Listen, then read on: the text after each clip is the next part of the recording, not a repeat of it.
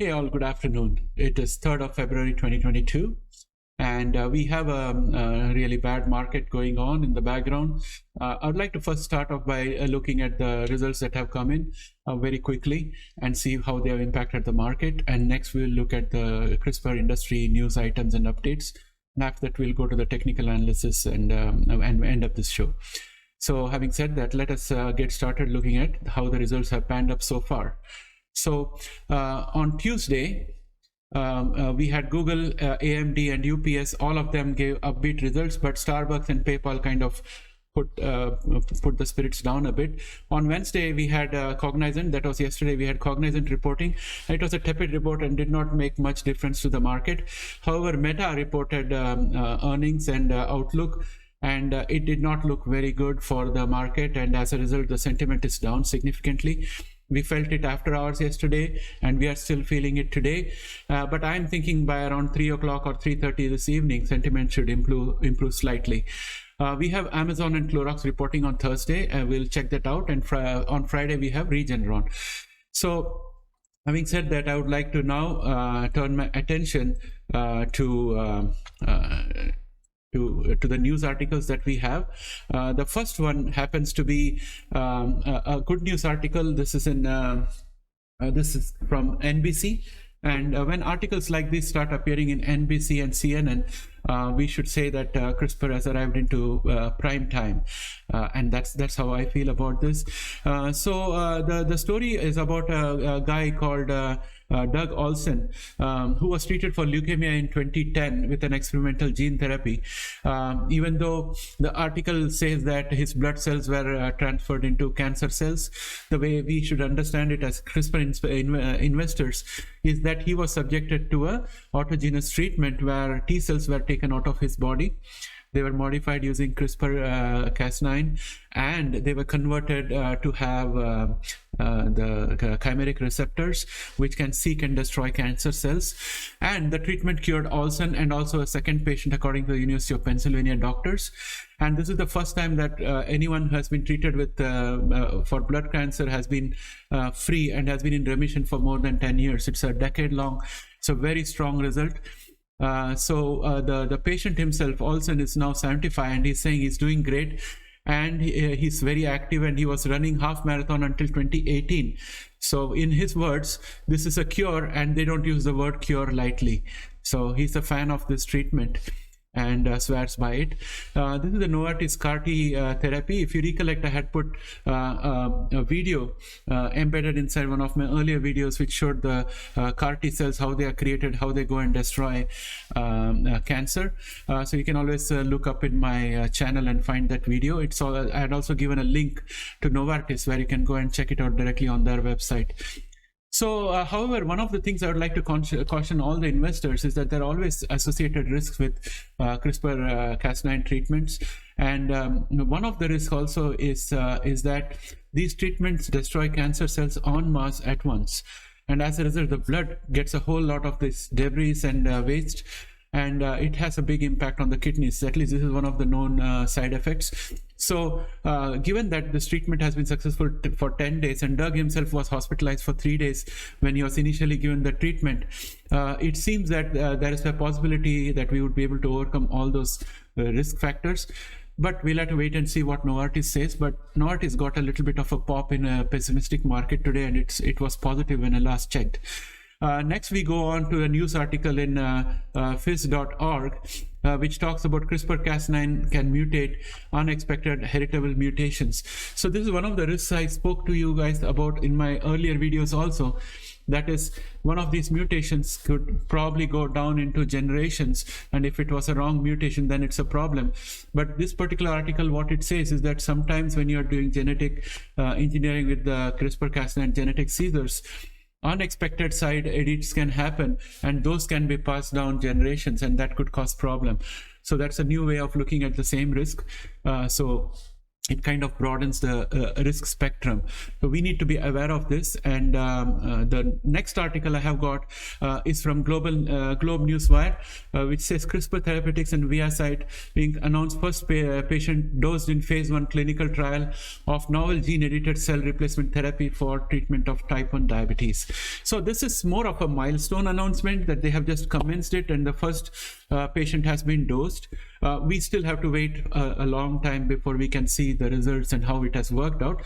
But this is like the symbolic cutting of the ribbon to inaugurate a store or something like that. So that's how I would look at it. However, I'm excited about the fact that there's a Canadian connection to this. Dr. James Shapiro, MD, PhD, Canada Research Chair, Director of Islet Transplant Program at the University of Alberta, and also a clinical investigator in the trial, said that if this approach is successful, it will be transformative treatment for patients with insulin-requiring forms of diabetes. So this is good news, not only for all diabetes patients, but also all CRISPR investors in general, because this will be another candidate that is marching towards monetization.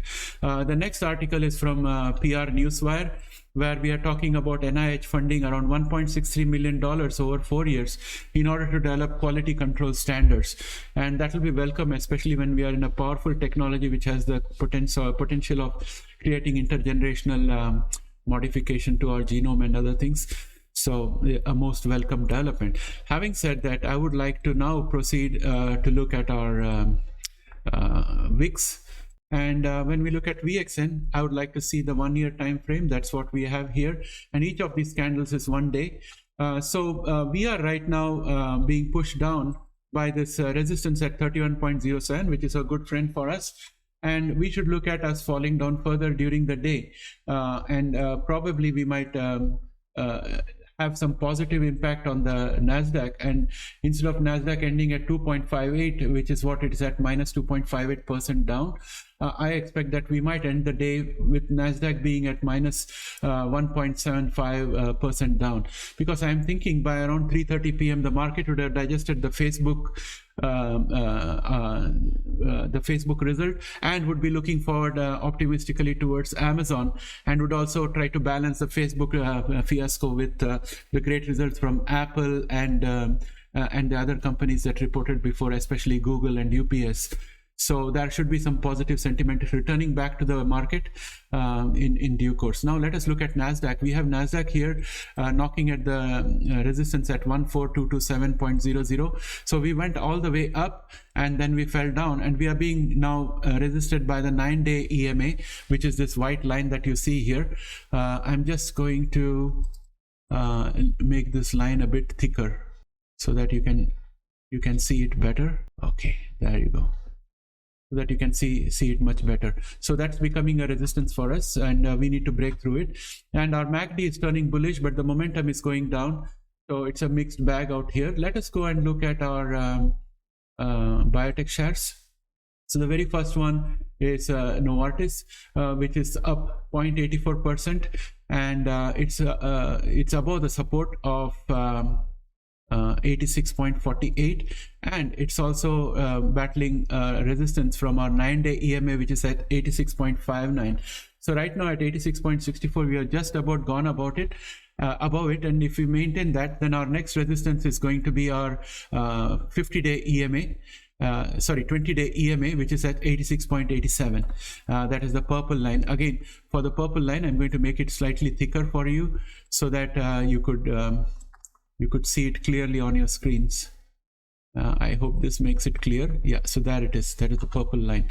And we have a support which is going to help us, and it's at 86.48. Our MACD is bearish, but it is tending towards the signal line, which can be seen by the histogram, which is lighter color and smaller.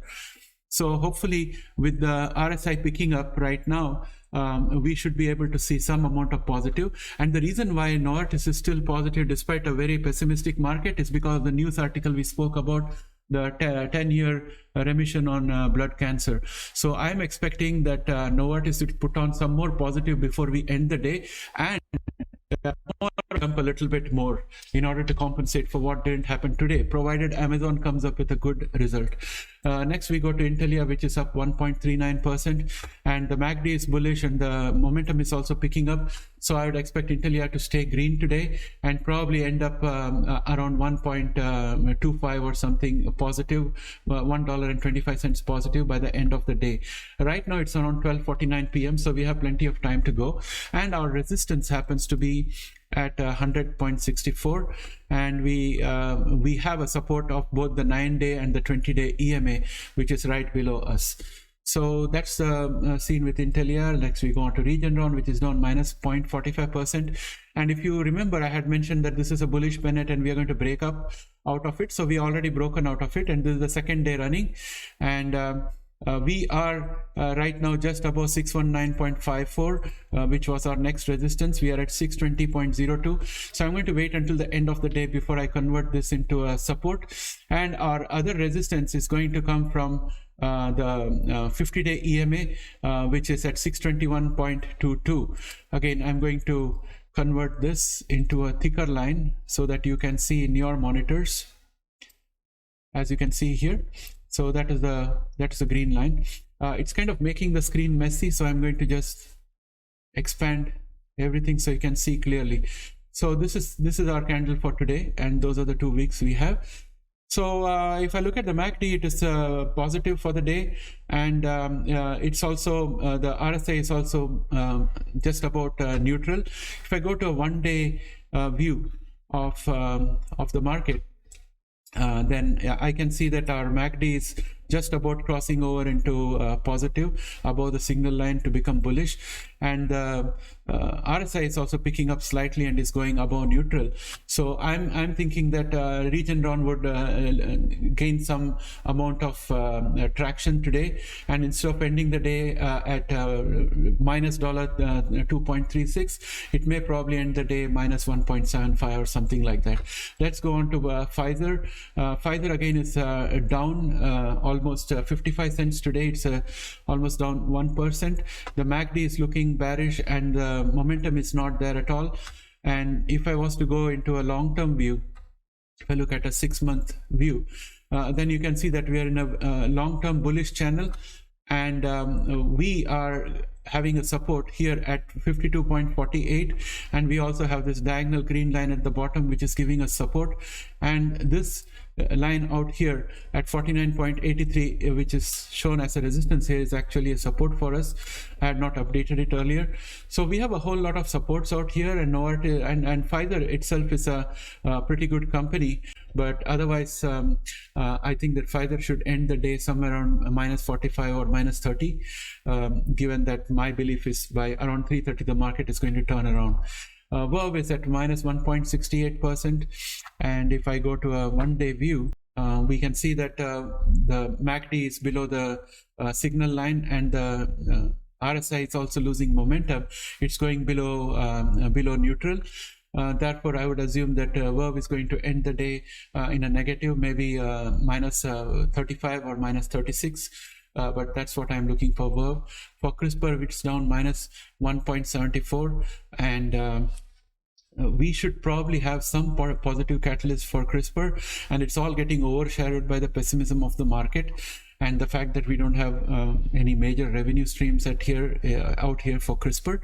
But I think that we are going to end the day probably with minus 75 for CRISPR. And let's go on to ARCG. ARCG is down 1.83%. MACD is bearish, and momentum is just about picking up, but it's below neutral. So I would expect ARCG to end the day in minus 0.75 or something in that range, with the momentum picking up a bit closer to 3:30 p.m. Allogene is down minus 0.25 cents, that is minus 2.25%, and MACD is bullish, MACD is bearish but slightly improving. Momentum is below neutral, and it's bearish. So overall, I don't expect much good coming for Allogene. Maybe it'll end the day at around minus 20 or something in that range. Beam is down minus 1.72%, and the MACD is bearish, and the momentum is also falling. So I would expect Beam to end the day probably somewhere in the range of 1.10 to finish off the day. Teladoc is down minus 3.84%, and the MACD is bearish and the momentum is just about picking up. I would expect Teladoc to end the day with minus 2.75. Vertex is down $9, that is around minus 3.55%. And Vertex in my books is should have a bullish thesis. If I go to the long-term view, you can see that Vertex has been picking up, and it is being bounded on the top by the 9-day EMA, and it's being supported by our 20-day EMA, which is this mauve kind of line. So that is the support it has got. It's firmly between the 9-day and 20-day EMAs, and the MACD is just about crossed on top of the signal line, and the momentum has fallen a bit sharply. But for Vertex, I expect that it would stay negative, but probably it may end the day negative by $7 or something instead of the current $9 negative. IMTX is down 2.32%, and the MACD is bearish and the momentum is also bearish. And we have a resistance out here at 9.65. So I would expect IMTX to probably lose a few more cents before the close of the day, maybe somewhere around minus 0.25 cents to close the day. Editas is down minus 3.57%, that is minus 0.65. It's just below the resistance at 18.20. However, it is within a long-term bearish channel, which is bounded by this green diagonal line out here. So it has got that support, and it's also got resistance from the 9-day EMA, which is the white line, and also the 20-day EMA, which is the mauve line or lavender line that you can call here. So those are the two EMAs that are pushing it down. When we go to PACB, we are down minus 3.90, and we may potentially end the day with minus 0.65 or something. Right now the MACD is turning bearish, and the RSI is also falling, and both the 9-day as well as the 20-day EMA are pushing down the price in this chart. Let's go on to Bluebird, which is down minus 3.71%, and it has got support at 6.86, which has been tested a couple of times. And our MACD is bearish and momentum is also falling. However, I do not expect us to test the support today, but that would be for another day. I'm definitely expecting the momentum to pick up a bit around 3:30. The sentiment should improve, and I would expect that Bluebird might end up the day with minus 0.25 or minus 0.27 to close the day. So that's all I have got for today, my friends. As always, thanks to you for watching this video and being a loyal subscriber to the channel. Please like, share and subscribe, and if you're new to this channel, please consider subscribing to the channel. We'll see you again tomorrow, somewhere between the trading day. Bye for now.